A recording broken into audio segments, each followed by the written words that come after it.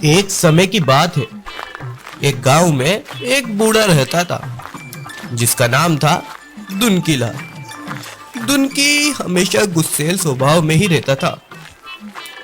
जब भी कोई उससे प्रेम से बोलता था तो वो उसका उल्टा ही जवाब देता था। अरे ओ चाचा जी, आज सुबह सुबह कहाँ चल रहे हो? बेटा तेरे ब्याह में जा रहा हूँ, तू नहीं जा रहा है क्या?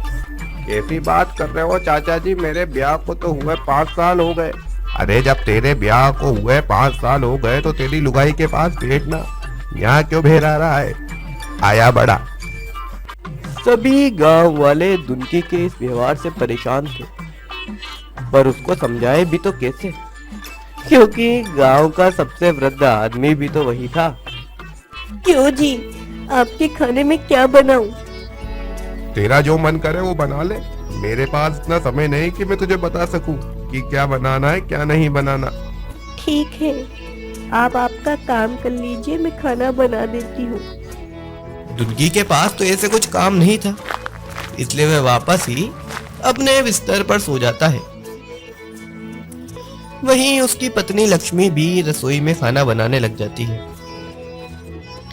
दुनकी की नींद खराब हो जाने के कारण वह गुस्सा हो जाता है।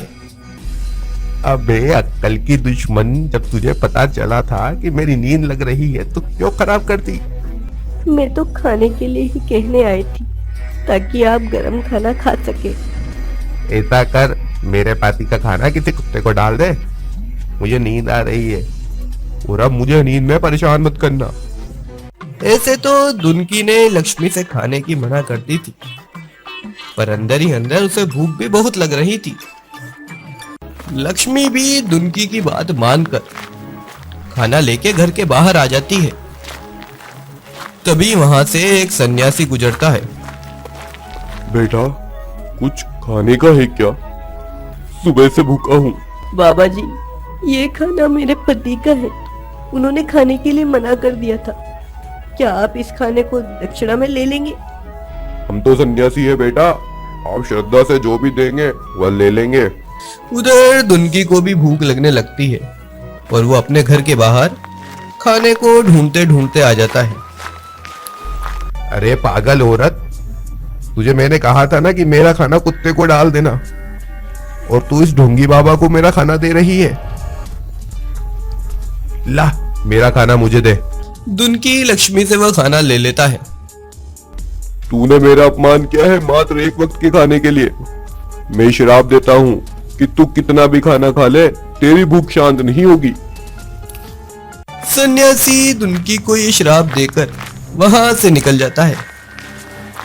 उधर दुनकी भी अपना खाना लेकर घर के अंदर चला जाता है। हे भगवान, ये कैसा बूढ़ा है, इसको तो श्राप का भी डर नहीं है, एक दिन ये सबको मरवा ही डालेगा। उधर दुनकी भी खाना खाने लग जाता है। अरे लक्ष्मी, कुछ और भी है क्या खाने में?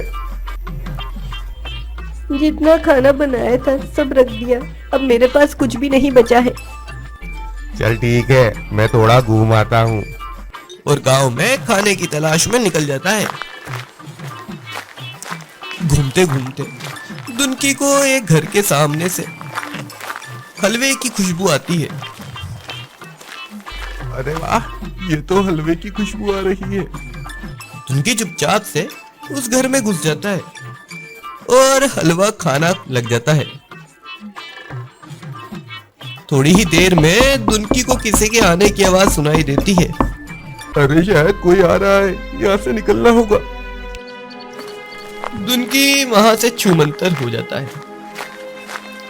मुझे ये समझ नहीं आ रहा, मुझे इतनी भूख क्यों लग रही है। अब तो घर पर ही चलकर कुछ खाना होगा, लक्ष्मी से ही खाना बनवा लूंगा। दुनकी अपने घर में चुपचाप पहुंचता है।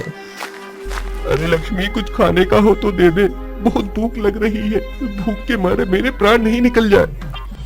अरे मैंने शाम को ही तो खाना बनाया था तुम्हारे लिए, अब तो मैं बची हूँ, मुझे खा लो। ऐसा कहकर लक्ष्मी वापस सो जाती है। बेचारा दुनकीलाल रात में भूख के मारे रसोई में पड़ा हुआ सूखा आटा, अचार, कच्ची सब्जियां सब खा जाता है। सुबह की बात है। अरे आप रसोई में क्या कर रहे हैं? और ये सारे सामान क्या खा गए क्या?